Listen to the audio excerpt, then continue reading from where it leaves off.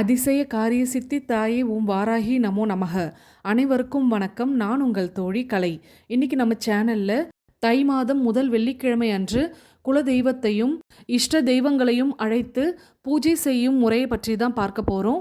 எப்படி ஆடி மாதத்துல வரக்கூடிய வெள்ளிக்கிழமைகள் பெண் தெய்வங்கள் வழிபாட்டிற்கு உகந்த நாட்களோ, அதே மாதிரி தான் தை மாதத்துல வரக்கூடிய வெள்ளிக்கிழமைகளும் பெண் தெய்வங்களையும் குல தெய்வத்தையும் வழிபாடு செய்ய உகந்த நாள்.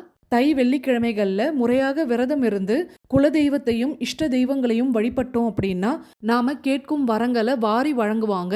நாம என்ன காரணத்துக்காக விரதம் இருந்து வழிபட்டோமோ அந்த வேண்டுதல்கள் அத்தனையும் நிச்சயம் நிறைவேற்றி கொடுப்பாங்க. அதே மாதிரி தை வெள்ளிக்கிழமைகள்ல தான் பல கோவில்கள்ல பெண் தெய்வங்களுக்கு வளைகாப்பு நடத்துவாங்க.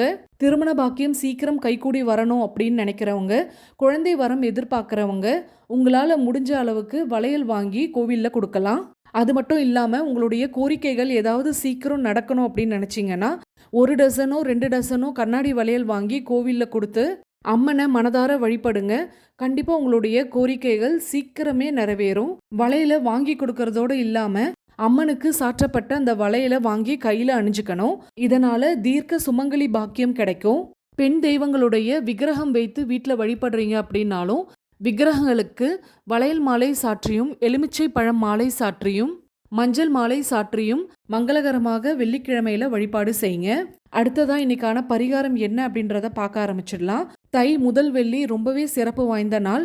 இந்த நாளில் குலதெய்வத்தினுடைய அருள் இல்லாமல் நாம் எந்த தெய்வங்களையும் வழிபட முடியாது. அதனால் குலதெய்வத்தை முதல்ல வீட்டுக்குள்ளே அழைக்கணும். குலதெய்வம் நம்ம இல்லம் தேடி வராங்க அப்படின்னாலே கண்டிப்பாக நம்ம இஷ்ட தெய்வங்களும் கூடவே வருவாங்க. இப்படி வரக்கூடிய தெய்வங்களை எப்படி நாம் வீட்டுக்குள் முறையாக அழைக்கணும், அதுக்கு என்னென்ன பொருட்கள் தேவைப்படும், இதெல்லாம் நாம் இந்த பதிவில் தொடர்ச்சியாக பார்க்க ஆரம்பிச்சிடலாம். பதிவுக்குள்ளே போகிறதுக்கு முன்னாடி நம்ம சப்ஸ்கிரைபரான தோழி அவங்க வீட்டில் வாராகி அன்னைக்கு குபேர தீபம் ஏற்றிருக்காங்க. அந்த தீபத்தினுடைய சுடரில் அன்னையினுடைய முகம் ரொம்ப தத்ரூபமாக தெரியுது. சுடரில் அன்னையினுடைய முகத்தை எவ்வளோ அழகாக காட்டி கொடுத்துருக்காங்க பாருங்க. உங்கள் கண்களுக்கும் இந்த தீப சுடரில் தெரியறது அன்னையினுடைய முகம்தான் அப்படின்னு தோணுச்சுன்னா ஒரு லைக் பண்ணிடுங்க. சரி வாங்க இன்னைக்கான பதிவை பார்க்கலாம். இந்த பரிகாரம் செய்ய சின்னதாக ஒரு மண் குடுவை எடுத்துக்கோங்க. ஏற்கனவே பயன்படுத்தின மண் குடுவையாக இருந்தாலும் பரவாயில்லை. அதை நல்லா சுத்தம் செய்துட்டு பானை முழுவதும் மஞ்சள் தடவி பானையை சுற்றியும் 3 எண்ணிக்கையில் குங்குமம் பொட்டு வைக்கணும். அடுத்ததாக 3 எலுமிச்சம்பழம் நல்லா பழுத்ததாக பார்த்து வாங்கிக்கோங்க.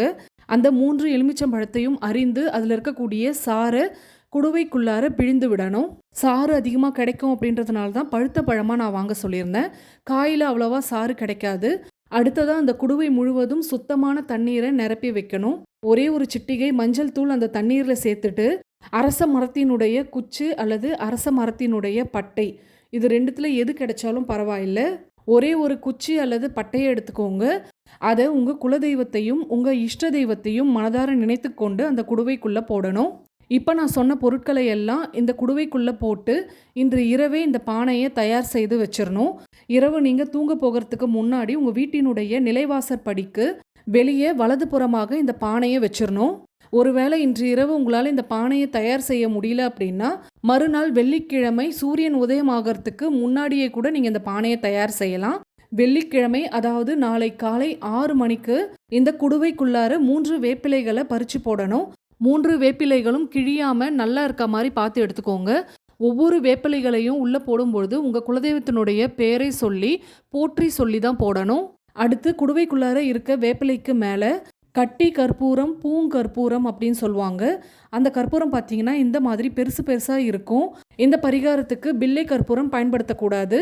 இந்த பூங்கற்பூரத்தை குடுவையில் இருக்க ஏதாவது ஒரு வேப்பிலை மேலே வச்சு பற்ற வச்சு அணையாமல் அது அப்படியே உங்கள் பூஜை அறைக்கு எடுத்துகிட்டு வரணும். பூஜை அறையில் வைத்ததுக்கப்புறம் உங்கள் குலதெய்வத்தையும் இஷ்ட தெய்வத்தையும் மனதார பிரார்த்தனை செய்துக்கோங்க. கற்பூரம் எரிஞ்சு அடங்கினதுக்கப்புறம் குடுவையில் இருக்க அரசம் குச்சை எடுத்து அந்த குச்சியில் முழுவதும் மஞ்சள் தடவி குச்சிக்கு மேலே ஒரு குங்கும பொட்டு, நடுவில் ஒரு குங்கும பொட்டு, கீழே ஒரு குங்கும பொட்டுன்னு 3 பொட்டுகள் வைக்கணும். அந்த குச்சை சிகப்பு நூலால் நல்லா சுற்றி உங்கள் வீட்டினுடைய நிலைவாசற்படியில் மாட்டி வைக்கலாம். அப்படி இல்லைனாலும் பூஜை அறையிலே வைத்து வழிபடலாம். இந்த மாதிரி செய்யும் பொழுது நம்ம குலதெய்வம் நம்ம கூடவே இருப்பாங்க. குலதெய்வம் நம்ம கூட இருந்தாலே நம்ம கஷ்டங்கள்லாம் தீரும். நாம் கேட்கும் வரங்களை அள்ளி தருவாங்க. மகிழ்ச்சிகரமான வாழ்க்கை நமக்கும் நம்ம சந்ததியர்களுக்கும் ஏற்படும். இந்த அரசங்குச்சி குலதெய்வத்தை வசியப்படுத்தக்கூடியது. நிலைவாசற்படியிலையும் நம்ம குலதெய்வம் நமக்காக காவலுக்கு இருப்பாங்க. பூஜை அறையிலையும் நம்ம குலதெய்வம் நமக்காக இருப்பாங்க. அதனால தான் நிலைவாசற்படியிலையும் நீங்கள் கட்டலாம் அப்படின்னு சொன்னேன்.